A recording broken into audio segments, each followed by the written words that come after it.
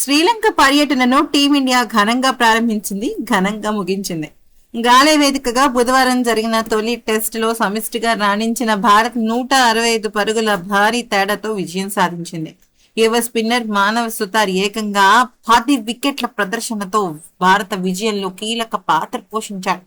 అయితే 84 పరుగులకి 4 వికెట్లు కోల్పోయి ఓవర్ నైట్ స్కోర్ తో ఆఖరి రోజు ఆటను కొనసాగించిన లంక రెండో ఇన్నింగ్స్ లో 206 పరుగులకు కుప్పకొనింది.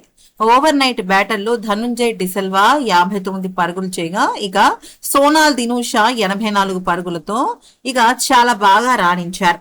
మిగతా బ్యాటర్లందరూ విఫలమయ్యారు. భారత బౌలర్లలో మానవ్ సుతార్ అయితే వావ్ అనే పర్ఫార్మెన్స్ తో దుమ్ము రేపేశాడు. ఏకంగా 6 వికెట్లు తీశాడు.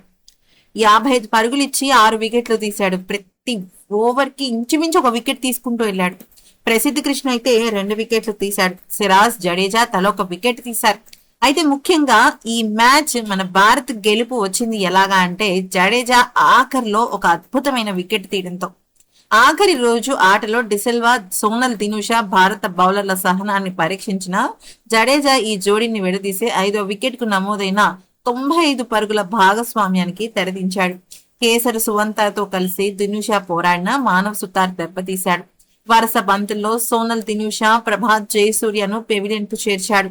ఆ తర్వాతి ఓవర్లో లహీరు కుమార, కేసర్ సువంతను అవుట్ చేసి భారత విజయాన్ని పూర్తి చేశాడు.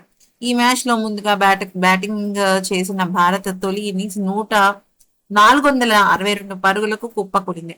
అయితే ఇక్కడ గమనించాల్సిన విషయం ఏంటంటే ఆఖరి వికెట్ ను జడేజా నో బాల్ లేకుండా తన ప్రతీకారాన్ని చాలా అద్భుతంగా తీర్చుకున్నాడు. ఎందుకనంటే ప్రతిసారి వికెట్ పట్టడం జడేజా నో బాల్ గా దాన్ని పరిగణించి పక్కకు తీసేయటం, ఫ్రీ హిట్ రావటం. సో ఆ ప్రతీకారాన్ని అలా దాచుకుని ఇక ఒక్కసారిగా పంజా విసిరిన పులిలాగా అద్భుతంగా రాణించాడు. దాంతో ఇక మానవ్ సుతార్, జడేజా కలిసి చాలా బాగా రాణించి మన భారత జట్టుకైతే గెలుపునందించారు. ఇప్పుడు WTC ఫైనల్ ఛాంపియన్షిప్ టేబుల్లో భారత్ సుస్థిరంగానే ఉందని చెప్పుకోవచ్చు.